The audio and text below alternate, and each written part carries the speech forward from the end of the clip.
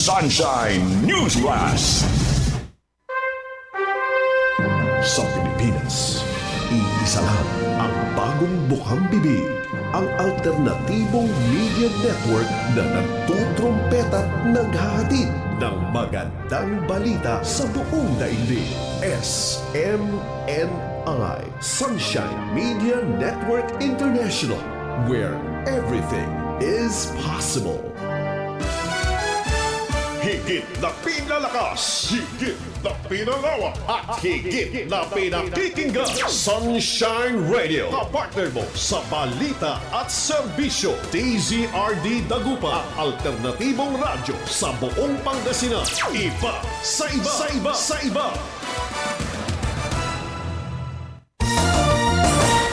Kalayaan at katotohanan sa Sunshine Radio. Oras, ganap ng alas 6:11 ng umaga. Ang oras ay atin sa inyo ng Flavon Pro at ang Immune Advance. SMNI Radio News Blast sa umaga. Mga balitang nag-aala ngayong umaga. SMNI Radio News Blast sa umaga. Mga nag-aalap na balita sa Pangasinan at Ilocos at sa buong Pilipinas. Mula sa DZRD 981 SMNI Radio News Center sa Dagupan City, narito ang inyong News Blasters. Headlines News Blast. Sumasambulat sa buong Pilipinas. Sunshine News Blast. Headlines News Blast. Headlines News Blast. Sumasambulat sa buong Pilipinas. Sunshine News Blast. Headline News Blast. Sa ulo ng ating mga sumasambulat na balita ngayong umaga. Headline News Blast. Sa ating balita regional, safety at iginita matatag na pamilya bilang unang proteksyon ng mga bata. Headline News Blast. San Manuel, Pangasinan, pasok sa top 2. Pinakamataas na local resource revenue sa Region 1. Headline News Blast. LGU Lawak, nagsagawa ng tree planting activity sa Barangay Botik. Headline News Blast. Bagong bukas center, binuksan na sa Bana, Ilocos Norte. Headline News. LGU Bistondo, naganda na sa pamahagi ng bigas. Headline News Blast. Dagupan SLF Consumer Cooperative, kauna-unang SPLA sa Region 1 na nakakontrata sa BGMP. Headline News Blast. NNC Region 1, isinusulong ang Totok Kainan Program sa Pangasinan upang palakasin ang kampanya laban sa malnutrisyon. Headline News Blast. Malay tumanggap ng 2 milyong tulong pinansyal mula sa Makati para sa mga pamilyang naapektuhan ng Bagyong Juan. Headline News Blast. Sumasambulat sa buong Pilipinas. At balita, national pamilya ng missing sa Bungero sinanggi ang umano'y areglo sa kaso. Headline News Blast. Pilipinas, nakikita umuusad sa ang negosasyon para sa South China Sea Code of Conduct. Headline News Blast. Sunod-sunod na pagpaslang sa mga TNBS rider, paimbestigahan sa Senado. Senator Padilla muling nanawagan na ibalik ang death penalty. Headline News Blast. At Lacson, binatiko si Cayetano sa nangakong sasapa ng kaso. Headline News Blast. Indignation rally, kinasa sa liwasan Bonifacio. Headline News Blast. Padilla hindi tumugon sa reklamong obstruction of justice sa ombudsman.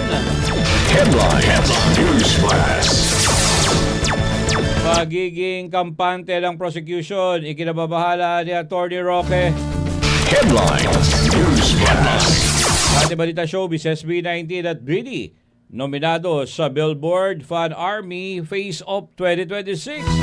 At Bretna Rock at Yana Guerrero kabilang sa prestigyosong 2026 Time Creators List.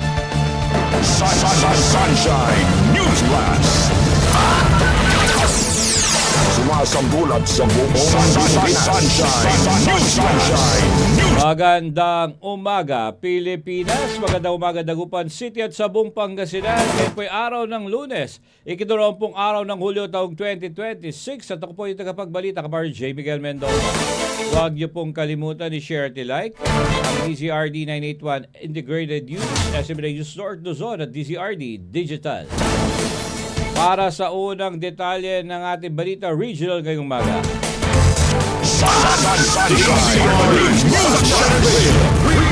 SafeNet, iginiit ang matatag na pamilya bilang unang proteksyon ng mga bata. Alamin natin ang detalye mula kay Kapar Sheila. Balog, Kapar Sheila.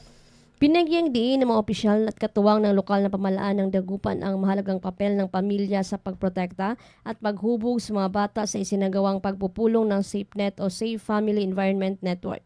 Ayon kay Father Alan Abuan, ang mga unang aral at pagpapahalaga ng isang bata ay nagmumula sa tahanan. Anya, maraming suliraning kinakaharap ng mga kabataan ang nag-uugat sa mga problemang nararanasan sa loob ng pamilya, tulad ng sirang ugnayan, kapabayaan at kakulangan ng emosyonal na suporta. Sa pulong, tinalakay rin ng mga hakbang upang mapalakas ang legal na proseso at case build-up para masigurong mapanagot ang mga lumalabag sa batas at napoprotektahan ng mga biktimang bata. Iginiit naman ni Secretary Ryan Ravanso ang pagpapalakas sa client referral flow ng SafeNet upang mas mapabilis ang pagbibigay ng kinakailangang serbisyo at suporta sa mga bata na nangangailangan. Muli rin nagpahayag ng suporta ang DepEd Dagupan, may miyembro ng Sangguniang Panlungsod, PNP Dagupan, City Social and Welfare Development Office, City Health Office at iba pang ahensya para sa patuloy na pagpapatupad ng mga programa sa child protection. Ayon sa mga kalahok, ang pagprotekta sa mga bata hindi lamang tungkulin ng pamahalaan, kundi pananagutan ng buong komunidad na nagsisimula sa pagkakaroon ng matatag at mapagkalingang pamilya. Para sa Diyos at sa Pilipinas kong mahal, Sheila Balog, ka-partner mo sa Balita at Serbisyo.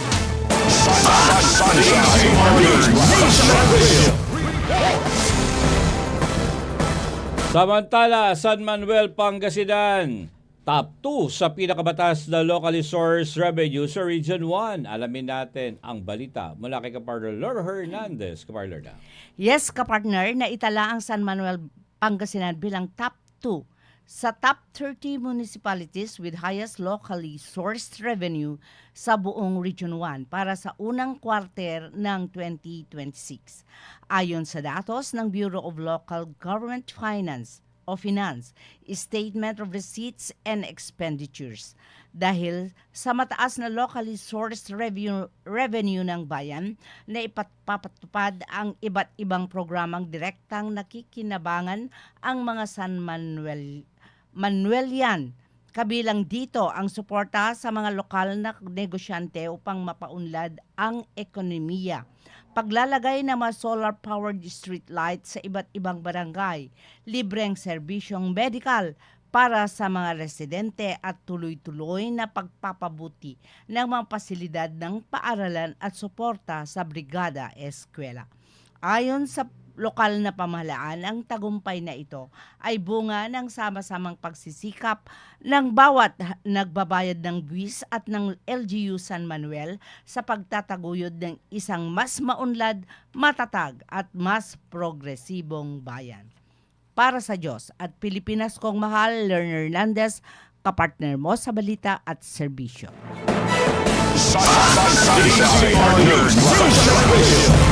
Dagdag pang balita, LGU Lawak nagsagawa ng tree planting activity sa Barangay Botik. Alamin natin yan mula kay Kapar Sheila Balog. Matagumpay na isinagawa ng Pamalang-Bayan ng Lawak noong July 17 ang isang tree planting activity sa Barangay Botigi bilang bahagi ng patuloy nitong pagsusulong ng pangangalaga sa kalikasan at napapanatiling kaunlaran. Nakiisa sa aktibidad ng Department Head, mga kawani ng lokal na pamalaan at iba pang stakeholders sa pagtatanim ng punla ng puno. Ayon sa Pamalang-Bayan, ang gawain ito ay sumisimbolo sa sama-samang pananagutan ng bawat isa sa napangalagaan ng kalikasan at magtulungan sa paglikha ng mas luntian, mas malusog at mas matatag na komunidad.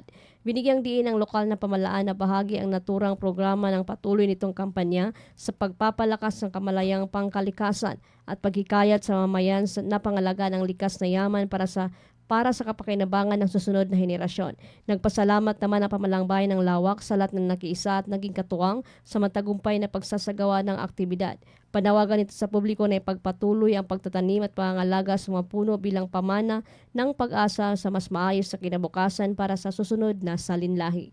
Para sa Diyos at sa Pilipinas kong mahal, Sheila Balog, kapartner mo sa Balita at Serbisyo.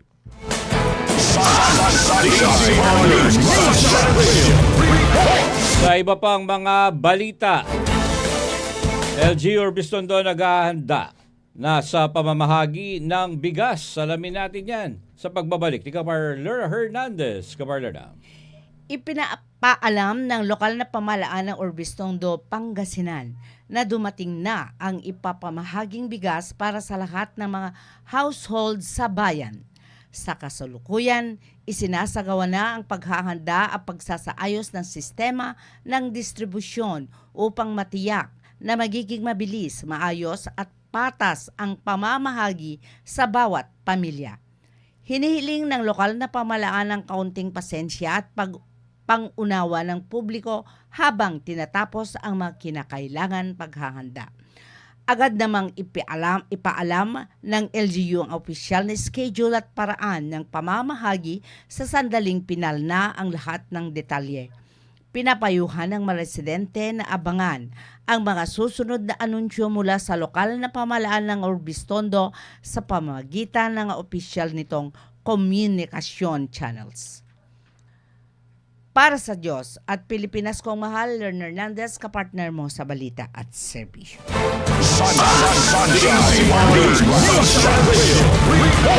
Samantala, bagong bukas center binuksan na sa Bana, Ilocos Norte. Ang detalye mula kay Kapar John Velgas.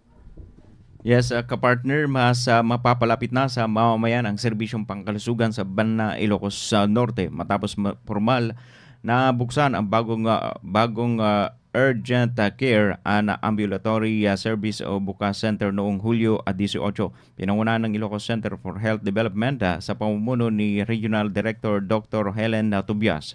Ang suporta sa inaugurasyon kasama ang mga opisyal ng Mariano Marcos Memorial Hospital and Medical Center at pamahalaang panlalawigan ng Ilocos Norte at lokal na pamahalaan ng Bana. Layunin ng bagong bukas center na magbigay ng mas mabilis at mas madaling access sa urgent care at ambulatory services para sa mga residente ng Bana at mga karatig bayan. Naging posible naman ang proyekto sa pagtutulungan ng Mariano Marcos Memorial Hospital and Medical Center sa pamumuno ni Dr. Maria Lourdes Otaysa at ng lokal na pamahalaan ng Bana sa pangunguna ni Mayor Mary Crislin Abadilla. Dumalo rin sa nasabing programa sina Congressman Angelo Marcos Barba, mga kinatawan ni Congressman Ferdinand Alexander Marcos III, Provincial Health Officer Dr. Rickson Balalio, mga lokal na opisyal at mga iba pang katuwang sa sektor ng kalusugan. Ayon pa sa DOH Ilocos CHD, patuloy itong makikipagtulungan sa mga ospital, lokal na pamahalaan at iba pang katuwang upang higit pang mapalakas ang isang maagap, matatag at makataong sistemang pangkalusugan para sa bawat Ilocano. Para sa Diyos at sa Pilipinas kumahal, Jan Velgas, kapartner mo sa Balita at Serbisyo. Samantala, kauna-unahang Sustainable Livelihood Program Association or SUPA ng DSWD Field Office 1, ang Dagupan SLP Consumers Cooperative nagkaroon ng kontrata sa Bureau of Jail Management and Penology or BJMP para mag-supply ng mga produktong agrikultural sa 3 jail facilities sa Pangasinan. Isinagawa ang kasunduan sa ilalim ng Negotiated Procurement sa GIP-SACA program sa pamamagitan ng Enhanced Partnership Against Hunger and Poverty or EPAP Regional Convergence Team Ilocos Region. Aabot sa 4,186,500 at 20 piso ang kabuuan ng halaga ng kontrata na ginawad sa kooperatiba. Noong Hulyo 8, sinagawa ang unang pagkuha ng mga produkto ng BJMP sa San Carlos District Jail, BJMP Burgos District Jail at BJMP Dagupan City Jail sa mismong opisina ng kooperatiba. Naasahan naman magkakaroon ng lingguhang pag-pick up ng mga produkto ang 3 jail facilities upang mabawasan ang kanilang gastusin sa transportasyon. Ayon sa DSWD, layunin ng Enhanced Partnership Against Hunger ang poverty o EPAP na patuloy na maiugnay ang mga community-based organization sa mga institutional markets upang mapalakas ang kanilang kabuhayan at makatulong sa pagtugon sa kagutuman at kahirapan sa Rehiyon 1.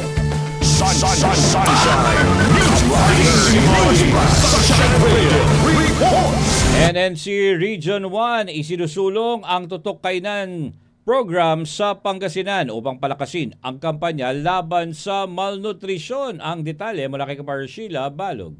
Isinusulong sa lalawigan ng Pangasinan ang pagpapalakas ng kampanya laban sa malnutrisyon sa pamamagitan ng Tutok Kainan program na naglalayong mapabuti ang kalagayang pangnutrisyon ng mga bata na nangangailangan sa pamamagitan ng wastong pagkain at aktibong pakikilahok ng mga komunidad at lokal na pamahalaan. Sa isinagawang talakayan with Ronda 1, binigyang diin ang kahalagahan ng sama-samang pagkilos ng iba't ibang sektor upang matiyak na naaabot ng programang pangnutrisyon ang mga batang higit na nangailangan ng suporta. Isinusulong ang programa kasabay ng pagdiriwang ng 52nd Nutrition Month na may temang nutrisyon at kalikasan ating pangangalagaan na nagpapaalala na hindi lamang nakasalalay sa masustansyang pagkain ang mabuting kalusugan, kundi pati sa malinis na kapaligiran, matabang lupa, ligtas na tubig, malulusog na sakahan at matatag na klima. Ito ang hinahayag ni Kendall Filrim-Gatan, Officer in Charge ng National Nutrition Council Region 1.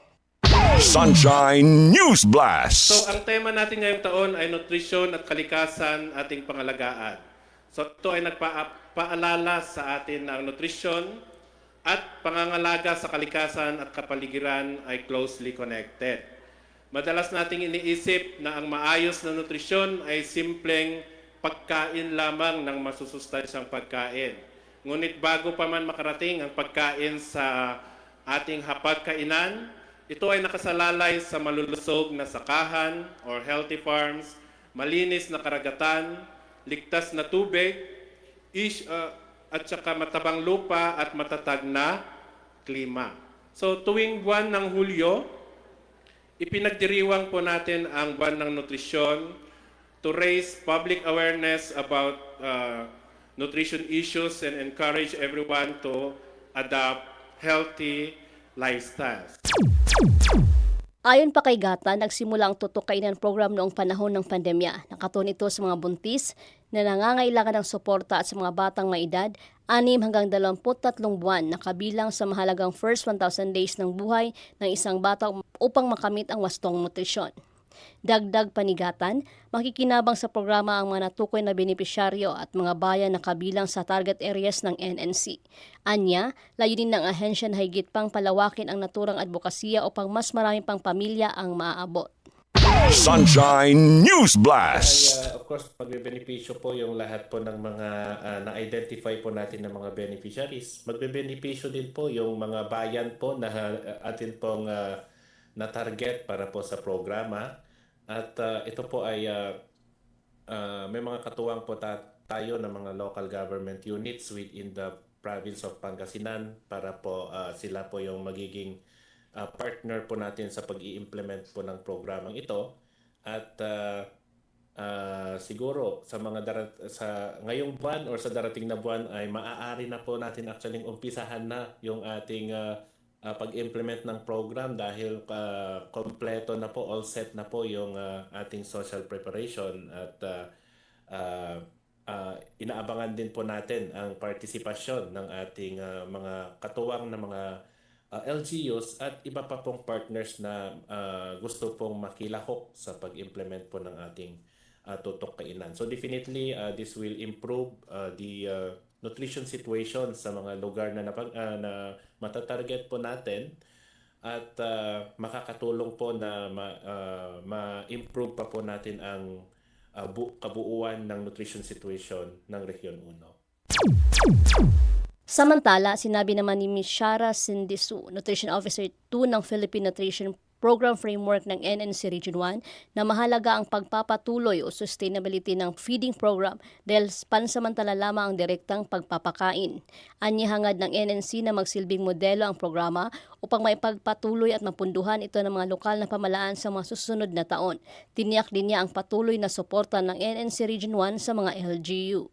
Sunshine News Blast. Napakahalaga po ng sustainability ng ating program dahil ang feeding program isang short term lang po natin na solution or intervention po para sa ating mga pregnant women. However, if wala pong magiging funding in the future, syempre mas mahirap po siyang ma-ensure na lahat po ng magbubuntis or manganganak in the future, mabibigyan pa rin po ba sila ng suporta. So hopefully po,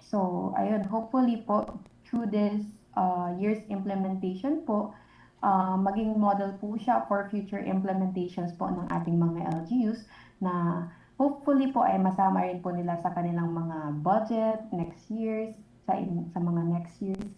And ayun po. So ang NNC naman po ay bukas po na mag-provide ng mga technical assistance as well as yung pag-assist po sa, for example, nutrition education po ng ating mga mothers, especially caregivers, para rin po, even if hindi na po matuloy ang program or hindi na sila maging beneficiaries ng program, may dadala pa rin po silang kaalaman na pwede po nilang gamitin sa kanilang mga future meal preparations.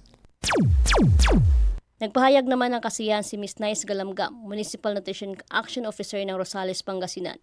Ayon sa kanya, maayos ang pagpaplano ng Tutok Kainan program at marami silang natututunan na makatutulong sa mas epektibong pagpapatupad ng mga programang pangnutrisyon sa kanilang bayan. Sunshine News Ang Blast. kagandahan po kasi sa Tutok Kainan, planado na po siya, may cycle menu na rin po na ihahanda. Nakabase na lang po doon yung susundin na recipe na ipapakain po sa bawat araw po doon sa ating mga beneficiaries.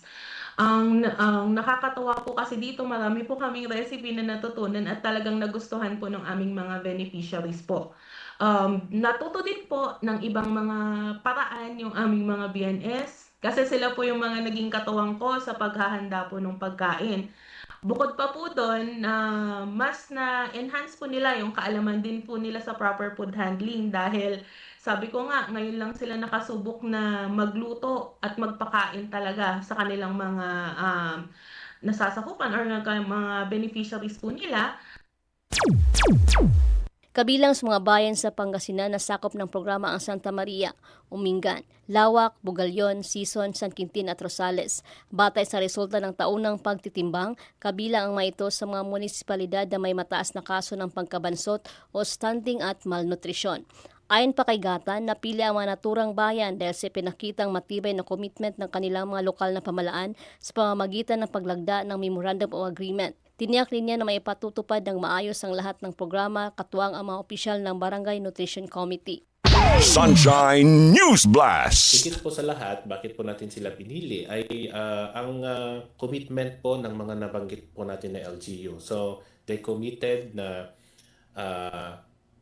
i-embrace po nila, sasaluhin po nila itong programa at i-implement po nila itong programa. Kagaya po na nabanggit ko kanina, meron po kaming Memorandum of Agreement at sinisigurado po natin na lahat po ng mga components ng programa ay ma-implement sa kanilang lugar. Matatandang inilunsad ng NNC Region 1 ang pagdiriwang ng 52nd Nutrition Month sa lungsod ng Alaminos noong Hulyo 7. Nakiisa sa aktibidad ang LGU Alaminos, gayon din ang Department of Health Center for Health Development Region 1, Department of Agriculture Region 1, Department of the Interior and Local Government Region 1, at Department of Environment and Natural Resources Region 1. Hinihikayat naman ng publiko na patuloy na makiisa sa mga programang pangnutrisyon dahil ang sapat na kalaman at wastong nutrisyon ay mahalagang susi sa pagbuo ng mas malusog, mas matatag at mas produktibong pamayanan. Para sa Diyos at sa Pilipinas kong mahal, Sheila Balog, ka-partner mo sa Balita at Serbisyo. At para sa huling detalye ng ating balitang regional, Benmalay tumanggap ng 2 milyong tulong pinansyal mula sa Makati para sa mga pamilyang naapektuhan ng Bagyong Uwan. Ang buong detalye, alamin natin kay Kamar John Velgas. Yes, kapartner, tumanggap ang pamahalaang bayan ng Binmalay ng 2 milyong pisong tulong pinansyal mula sa pamahalaang lungsod ng Makati sa pangunguna ni Mayor Nancy Binay upang makatulong sa mga residenteng lubhang naapektuhan ng Bagyong Uwan. Ayon sa lokal na pamahalaan, ang ayuda ay pagkakaloob sa mga pamilyang dumaan sa aktual na inspeksyon at balidasyon. Partikular na sa mga may bahay na lubang na pinsala sa barangay Sabangan na kabilang sa mga lugar na pinakamatinding hinagupit ng bagyo. Nagpasalamat naman si Mayor Binmalay Pedro Pete Mirera III sa ipinakitang malasakit ng lungsod ng Makati at anya, bagamat maaring winasak ng bagyo ang mga tahanan, hindi nito kailanman magagapi ang pag-asa, pagkakaisa at katatagan ng komunidad. Sinabi rin ng alkalde na ang agarang pagtugon ng Makati ay nagsilbing inspirasyon sa malaking tulong sa mga pamilyang nagsisimula ng bumangon mula sa pinsalang dulot ng kalamidad. Binigyang diin pa ni Mayor Mirera ang tunay na paglilingkod ay hindi nalilimitahan ng hangganan ng isang lungsod o bayan kundi nakabatay sa pagmamalasakit sa kapwa Pilipino. Samantala, nagpabot din ng pasasalamat ang pamahalang bayan sa lahat ng individual, organisasyon at mga voluntaryong nagbigay ng tulong sa mga naapektuhang residente. Sa huli, hinikayat ni Mayor Mirera ang lahat na magpatuloy sa pagtutulungan at bayanihan upang ganap na makabangon ang komunidad. Para sa Diyos at sa Pilipinas kumahal, Jan Velgas, kapartner mo sa Balita at Serbisyo. Sunshine News Blast. Sumasambulat sa buong Pilipinas. Alas 6:36 ng umagang oras sa itid sa inyo ng Flavon Pro at ng Immune Advance. Tuloy-tuloy na tayo sa ating balitang national. Sunshine Partner News Blast. Sunshine Radio. Pamilya ng missing Sabongeros itinanggi ang umano'y areglo sa kaso. Alamin natin ang detaling yan mula kay Kapar Aaron Rojas. Mula sa aligasyon ng umano'y payoff, ngayon, kontra-akusasyon naman ang ibinabato. Personal na nagtungo sa Department of Justice ang ilang pamilya ng mga nawawalang sabongero upang magsumite ng kanilang counter-affidavit laban sa reklamong obstruction of justice. Mariing nilang itinanggi ang aligasyong tumanggap sila ng pera mula sa kampo ng negosyanteng si Charlie Atong Ang kapalit ng pag-urong sa kaso. Hindi po kami nagpabayad. So, hindi kayo umaatras? Hindi po kami umatras sa kaso. Wala po pong nangyayaring hearing kasi po yung kaso namin Santa Cruz nilipat pa po sa Quezon City kaya wala pa pong hearing na nangyayari. Tuloy pa rin po yung laban ng kaso namin. Inamin ng grupo na nakatanggap sila ng tulong pinansyal pero ayon sa kanila, wala itong anumang kondisyon, kapalit o kasunduang itigil ang kaso o hindi na dumalo sa mga hearing. Anya, voluntaryo rin ang naging pakikipagpulong nila sa abogado ng kampo ni Atong Ang. Nag-counter affidavit po yung ginawa namin. At tinanggiri lahat ng mga... Opo, totoo naman yun. Hindi po kami nagpabayad. Hindi rito nagtapos ang bangayan. Sa kanilang counter affidavit, iginiit ng mga respondents na ang kabilang grupo ng mga kaanak ang umunoy nagtatangkang humingi ng malaking halaga kapalit ng pag-areglo ng kaso. Ito ang isa sa mga aligasyong inilatag nila sa Department of Justice. Ano lang naman po yun, PA lang po para para patunayan po namin na wala naman pong areglo at the same time sila lang po naman ang may gusto ng malaking pera.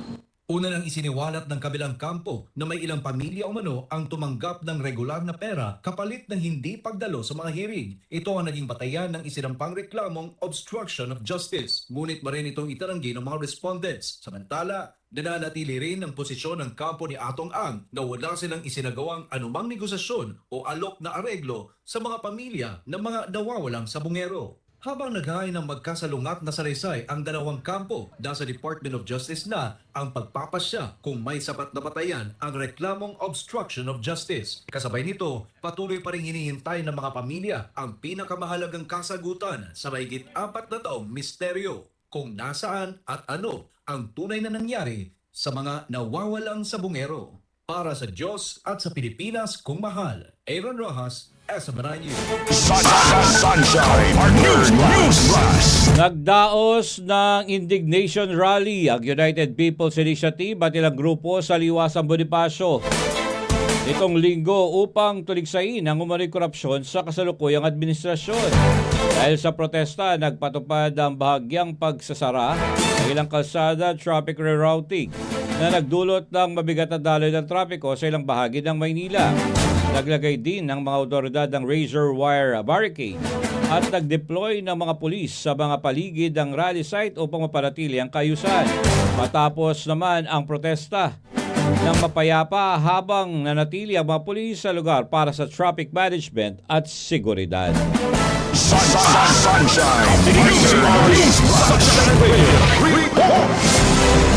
Sa iba pang mga balita Pilipinas, nakikitang umuusad ang negosasyon para sa South China Sea Code of Conduct. Alamin natin ang detalye mula kay Kapar Hannah Jane Sancho. Nananatiling positibo ang Pilipinas na magtatanggumbayang ASEAN at China na makabuo ng isang Code of Conduct sa South China Sea ngayong taon, sa gitna ng nagpapatuloy na negosasyon ng mga kasabing bansa. Ayon kay Foreign Affairs Spokesperson on ASEAN Matters Dominic Xavier Imperial, patuloy ang pagpupulong ng mga negosyador at nakikita ng Pilipinas ang malinaw na pag-usad ng mga talakayan sa kabila ng masalimuotang mga isyong tinatalakay. We're happy to say that there is, we're confident that there is a continuing progress in terms of the number of meetings that have happened so far. I think Kasabay ng positibong pagsusuri ng DFA, target ng ASEAN at China na matapos ngayong taon ang matagal nang hinihintay na Code of Conduct para sa South China Sea. Sinabi ni Imperial na patuloy ang serye ng mga negosasyon upang matiyak na mabubuo ang isang epektibo at makabuluhang kasunduan para sa rehiyon. we see progress and we still are confident that within the year we will see something coming out of these negotiations. Ayon sa DFA, ang target na pagtatapos ng negosasyon ay bahagi ng kasunduang nabuo ng mga foreign ministers ng ASEAN noong 2023 na tatapusin ang COC sa loob ng 3 taon. Gayunman inamin ng kagawaran na mayroon pa rin mga tinatawag na milestone issues o mga sensitibong usaping kinakailangan plansyahin bago tuluyang maabot ang kasunduan. Iginiit naman ng DFA na hindi nangangahulugan ng mga ito na natigil o nabalam ang negosasyon. When we say that there's progress is one by one we are able to address or get consensus of some of these elements. Hindi na nagbigay pa ng detalye si Imperial hinggil sa mga sensitibong usapan dahil hindi siya bahagi ng mismong negotiating panel ng Pilipinas.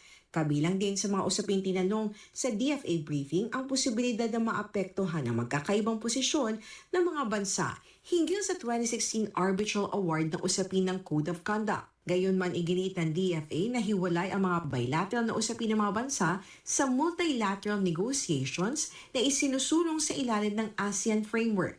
But as regards how this will impact the negotiations, we believe that so long as we have the commitment of all the parties, that will be different from how nations will discuss their bilateral issues together.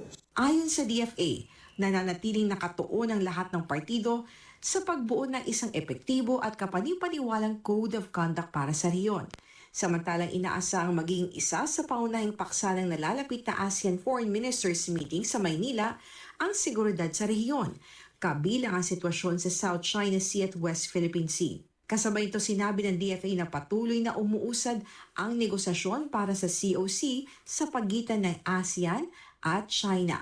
We're happy to say that there is, we're confident that there is a continuing progress in terms of the number of meetings that have happened so far. I think the latest we had was in Vietnam. And I believe the Philippines will also host another meeting. So there's the commitment there. Nakatakda ring maging host ang Pilipinas sa isa pang round ng negotiation para sa Code of Conduct sa mga susunod na buwan bilang bahagi ng pagsisikap ng ASEAN at China na makamit ang target na pagkatapos ng kasunduan bago matapos ang taon. Para sa Diyos at Pilipinas kumahal, ito si Hannah Jane Sancho, SMNI News.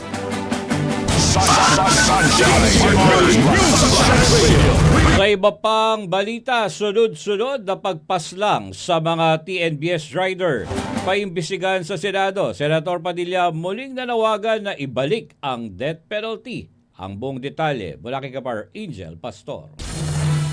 Sunod-sunod na insidente ng pagpaslang sa mga TNVS rider ang ikinabahala ng ride-hailing community nitong mga nakaraang linggo. Isa sa mga biktima ang isang TNVS rider na pinagsasaksak ng kanyang pasahero sa Caloocan City. Isa pang insidente, isang TNVS rider ang pinatay matapos hold upin at barilin ng pasaherong nagpahatid mula Maynila hanggang Carmona, Cavite. Dahil dito naghain si Senator Mark Villar ng Senate Resolution number 527 upang magsagawa ng investigasyon in aid of legislation kaugnay ng serye ng pag-atake sa mga TNVS rider. Ayon sa senador, kailangan ng repasuhin at palakasin ang kasalukuyang mga hakbang sa seguridad kasunod ng magkakasunod na krimen laban sa mga TNVS rider. Ayon pa sa kanya dahil araw-araw na nagsasakay ng mga pasaherong hindi nila kilala ang mga TNVS driver, nararapat lamang na mabigyan sila ng mas matibay na proteksyon laban sa mga kriminal na nagpapanggap na lehitimong pasahero. Sa ilalim ng panukala, pag-aaralan ng pagpapatibay ng passenger identity verification, pagpapahusay ng real-time trip monitoring, pagpapalakas ng mga in-app emergency feature, at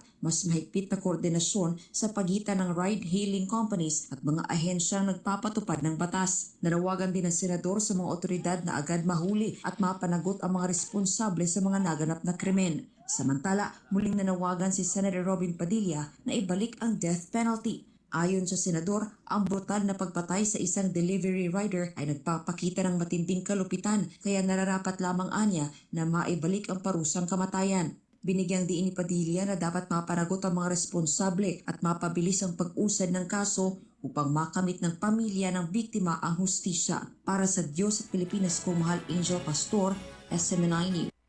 Sunshine News Blast. Dagdag pang balita, binatikos si Senator Panfilo Lacson si Senate Minority Leader Alan Peter Cayetano. Matapos questionin ito ang pagtaas ng kanyang net worth batay sa kanyang Statement of Asset Liabilities and Net Worth or SALN. Sa kanyang pahayag, sinabi ni Lacson na ipaglalaban niya ang kanyang integridad at nangakong magilap ng mga ebidensya at testigo laban kay Cayetano. Ginit ni Lacson na lehitimo ang pinagmula ng kanyang yaman at nakasaad dito sa kanyang mga income tax return noong 2023 at 2024. Inuligsa rin niya si Cayetano kaugnay sa umano'y mga budget insertions at sinabing mayroon ding mga umano'y ghost flood control project sa Taguig City. Kaugnay pa rin sa balitang yan, project sa Taguig, pinayuhan ni Senador Erwin Tulfo, Senador Alan Peter Cayetano na maghanda sa nakatakdang investigasyon ng Senate Blue Ribbon Committee sa mga flood control project sa Taguig City. Ayon kay Tulfo, mismong kapatid ni Cayetano na si PTV General Manager Lino Cayetano ang humiling na imbestigahan ang mga proyekto mula 2022 hanggang 2025 at nakahanda rin umanong magtestigo. Sinabi rin ni Tulfo na imbestigahan ng komite si Lino Cayetano, gayon din ang bodyguard na si dating Kinatawan Saldico at iba pang mga resource persons sa pagdinig. Samantala, ginit ni Cayetano na wala umanong ghost flood control project sa Taguig at handa siyang harapin ang anumang investigasyon.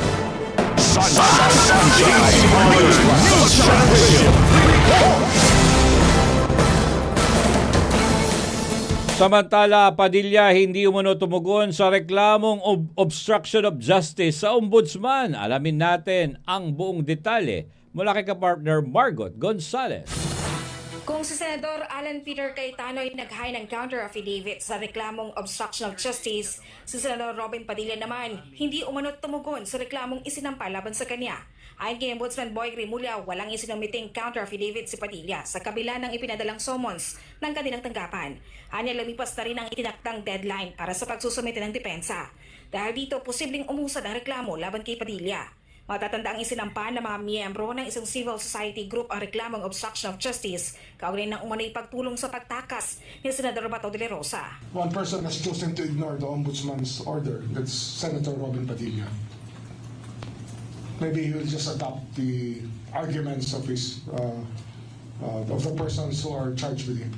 That's the best he can do. Well, he has not filed anything. He has not responded. He has not said anything about the cases that the summons given to him. And the deadline has passed for the three of them. Deadline has passed. I don't know. He chooses to ignore the ombudsman. Then so be it. Samantala, humingi naman ng extension si dating Senate Sergeant at Arms Mau Aplasca para sa paghain ng kanyang counter-affidavit. Pinagbigyan siya ng ombudsman at binigyan hanggang July 23 upang makapagsumite ng kanyang depensa. Samantalang muling sisilipin ng Office of the Ombudsman ang naging investigasyon nito sa umanay mga irregularidad sa 2019 SEA Games. Kamakailan lamang ikinampirma ng tanggapan na ibinasura ng reklamo laban kay Public Works Secretary Vince Dizon. Just this morning, I asked my staff to get the whole file from 2021 to see and to look at the possible violations of law. We're opening it up again. Bubuksan namin yan. Sa tanong kung ipapatawag sa Senador Alan Peter Cayetano na nagsilbi namang chairman ng Philippine Southeast Asian Games Organizing Committee, sinabi ni Remulla na pag-aaralan pa ito ng tanggapan. There's a time for everything. Basta pag-aaralan muna namin yung ginawa ng office dati noong 2021 kasi walang double jeopardy, wala naman na charge doon eh. Samantala, tuloy-tuloy rin umano ang paghahain ng mga kaso kaugnay ng investigasyon sa flood control projects. Ayon kay Remulla, nagpapatuloy ang proseso na mga kasong isasampa laban kay Senador Joel Villanueva at Senador Francis Chis Escudero. Malapit na rin umanong umusad sa preliminary investigation ang kaso laban kay dating House Speaker Martin Romualdez. Nilinaw rin ni Remulla na natiling bahagi ng investigasyon si dating Budget Secretary Amena Pangandaman sa kabila ng bago nitong appointment bilang CEO ng Al-Amana Islamic Investment Bank. Kasama pa rin siya sa universe namin. She's part of the universe definitely. Para sa Diyos at Pilipinas, kumahal, Margaret Gonzalez, SMNI News. Samantala, nanawagan si Senate Minority Leader Alan Peter Cayetano na palawakin ang investigasyon sa mga flood control project at huwag lamang ito tutukan sa Taguig City. Ayon kay Cayetano, dapat suriin din ang mga proyekto sa iba pang mga lungsod upang makakitang walang pinipiling lugar o tao ang isasagawang investigasyon. Ang pahayag ay kasunod ang plano ng Senate Blue Ribbon Committee na ipagpatuloy ang investigasyon sa mga umano'y regularidad sa mga o irregularidad sa mga flood control project. Inamon din ni Cayetano si Senator Panfilo Lacson na palawakin ang saklaw ng investigasyon upang maiwasan ang paniniwalang may pinupuntirya lamang na individual.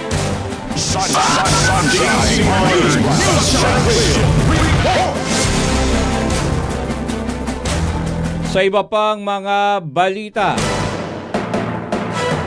pagiging kampante ng prosecution, ikinabahala ni Atty. Roque. Alamin natin ang detalye ng balitang yan mula kay kapartner Daniela Paulite. Para bagang kampante sila na kahit anong kakulangan nila, mananaig ang mga prosecutors at makukonvict itong si Inday Sara Duterte. Ayon kay dating presidential spokesperson Attorney Harry Roque, katakataka umano ang desisyon ng House Prosecution Panel na huwag nang iharap ang ilan sa kanilang mga testigo. Gayong hindi pa anya napatutunayan ang pagiging authentic ng video na iniharap bilang ebidensya sa impeachment court. Wala pa silang napapatunayan kung hindi nag-imbestiga ang NBI. Ni hindi pa nila napapatunayan na yung video na kanilang isinave sa isang flash disk is a true and accurate depiction kung ano nga nangyari doon sa press briefing na yon, no? Ibig sabihin, hindi pa siya na-authenticate. Hindi pa siya po pwedeng gamitin bilang ebidensya dahil wala pa authentication sang-ayon sa electronic evidence rule natin dyan sa Pilipinas. Matatanda ang inanunsyo ng House Prosecution Panel na si NBI Director Melvin Matibag na lamang ang huling testigo para sa Article 4 na tumatalakay sa umunoy grave threats laban kay Pangulong Ferdinand Marcos Jr., First Lady Liza Marcos at dating House Speaker Martin Romualdez. Kabilang sa mga hindi na ipepresentang testigo sina Office of the Vice President Chief of Staff Attorney Zulaika Lopez at ilang mamamahayag na dumalo sa press briefing ni Vice President Sara Duterte. Ayon kay Roque, ang mga testigong ito sana ang maaring magpatunay sa authenticity ng naturang video. Ang authentication magagawa lamang kung sino yung nag-record o kung sino yung kasapi doon sa press briefing na yon. So kapag hindi sila nagpresenta ng ganyang ebidensya, wala sila authentication, hindi po pwedeng matanggap yung video. Samantala, sinabi rin ni Roque na isa umunong fishing expedition ang kahilingan ng prosecution na ipasabi na ang bank, AMLAC at tax records ni BP Sara. Anya, dapat munang makapaglatag ang prosekusyon ng sapat na ebidensya bago humiling ng mga naturang dokumento. Itong mga bank records at kung ano-anong records pa na kanilang sinusupina, talagang walang pinapatunayan dahil in the first place, wala naman silang ebidensya na sinabi nabasihan sa kanilang konklusyon na may naganap na pangungurapot si VP Sara. No? Sa Lunes, sinasahang ilalabas ng impeachment court ang desisyon nito sa motion ng House Prosecution na ipasampina ang bank, tax at AMLAC records ni VP Sara. Para sa Diyos at sa Pilipinas, kung mahal, Daniela Paulite, SMNI News.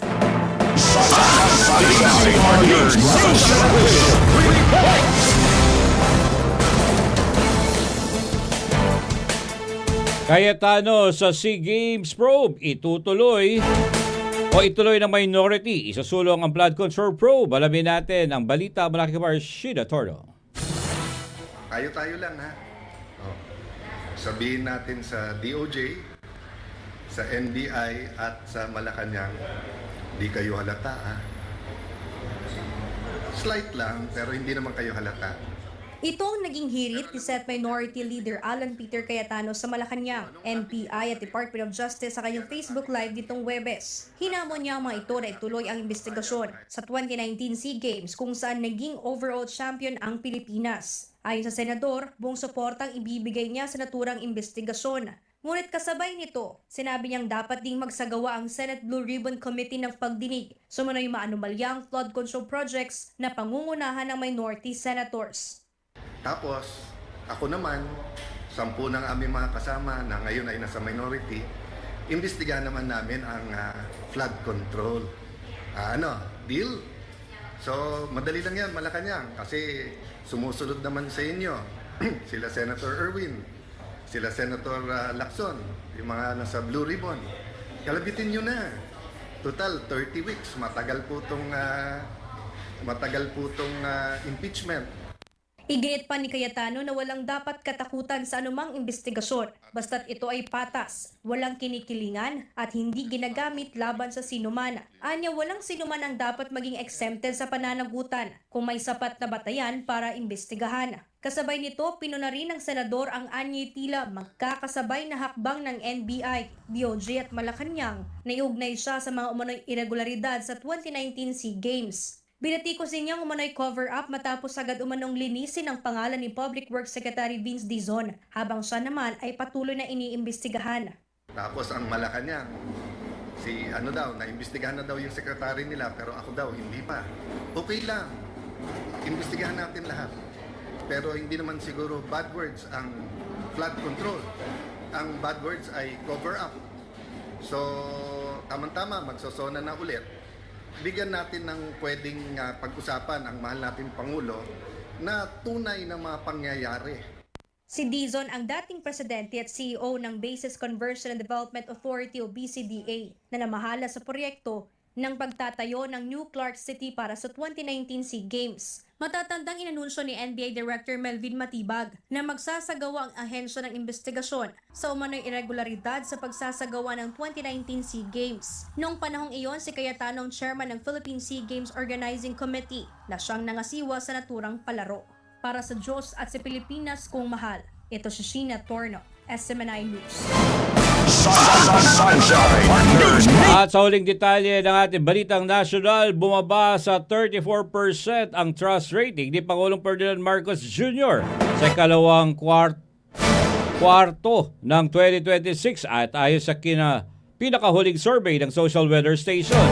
Nananatili naman sa 57% ang trust rating ni Vice President Sara Duterte katulad ng naitala noong Marso. Ginawa ang survey sa pamamagitan ng face-to-face interviews sa 1,200 respondents sa buong bansa noong Hunyo. Ayon sa Stratbase Institute, dapat maging hudyat ito sa pamahalaan upang tutukan ang mga isyong mahalaga sa mga Pilipino habang papalapit ang ikalamang State of the Nation address ng Pangulo. Sunshine News Flash.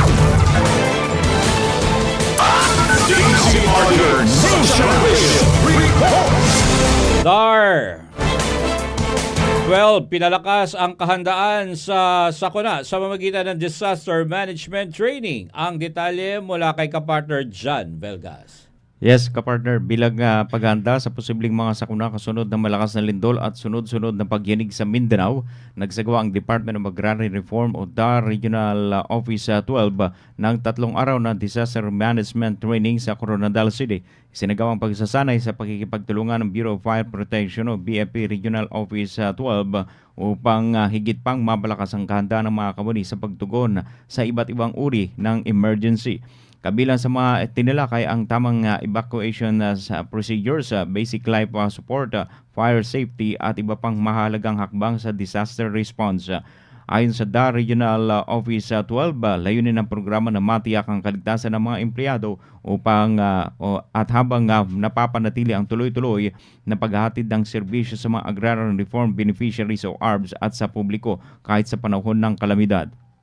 Binigyang diin din ng ahensya na ang kahandaan ng bawat kawani ay mahalagang bahagi ng pagpapatuloy ng kanilang mandato sa paglilingkod sa mga magsasaka at mga mamamayan.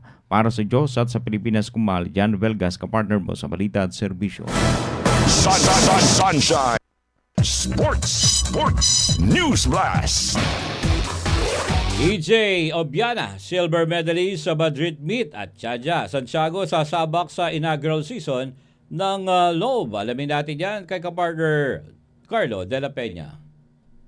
Nalampasan ni Obiena ang 5.85 meters sa kanya ikalawang attempt, ngunit nabigong ma-clear ang 5.95 meters na sana'y magbibigay sa kanya ng gintong medalya. Nagkampiyon ang Germany's Bo Candalita Bayren matapos maitala ang 5.90 meters, habang pumangatlo ang pambato ng Portugal na si Pedro Guaro sa pisa ng countback. Matapos ang ika-6 na pwesto sa Hungary noong nakaraang linggo, nakabawi si Obiena sa Madrid at nakatuon na ngayon sa pagtatanggol ng kanyang titulo sa Asian Games sa Nagoya, Japan. Samantala, magiging bahagi si Jaja Santiago na kilala rin bilang Sachi Minoa ng San Francisco Signal sa inaugural season ng League 1 Volleyball. Makakasama niya sa kupunan ng ilang kilalang international players, kabilang ang Olympic champion na si Kelsey Cook at Thai setter na si Ponpon Gitpart. Kasama rin sa organisasyon ang South Korean volleyball star na si Kim Yong-kung bilang founding creative partner at co-owner ng kupunan. Dadalhin ni Santiago sa Estados Unidos ang karanasang nakuha sa 9 na taong paglalaro sa Japan, kabilang ang pagiging kampiyon kasama ang Osaka Marvelous noong 2025. Para sa Diyos at sa Pilipinas kong mahal,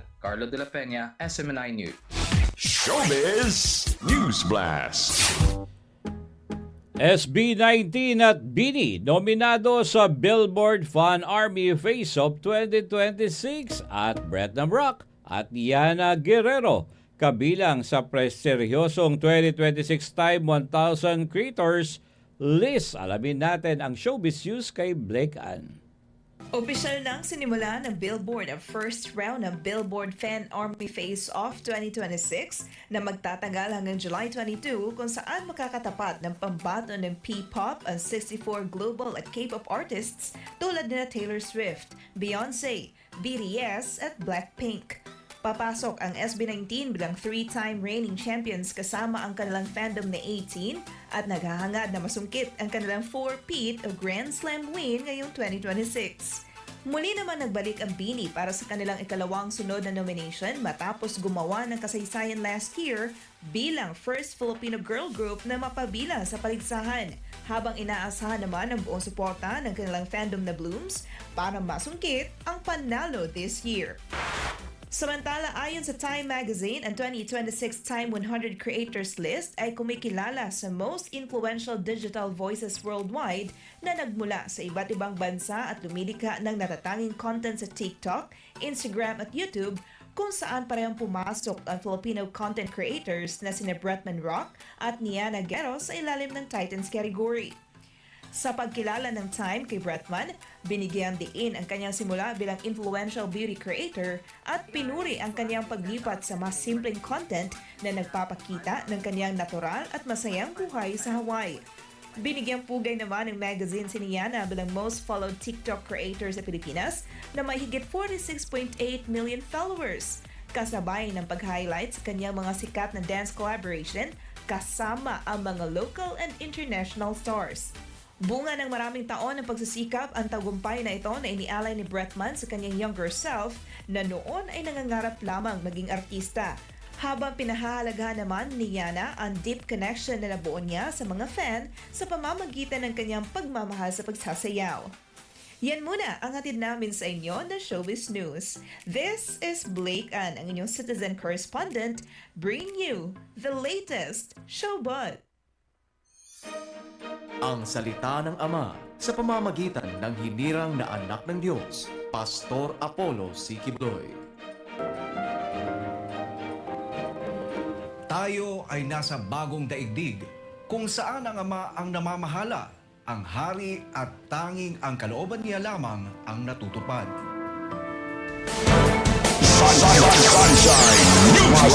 At yan na po nakalap na balita ng DZRD 981 SMNI Radio at DZRD at SMNI News North Luzon News Center ngayong araw ng Lunes, 20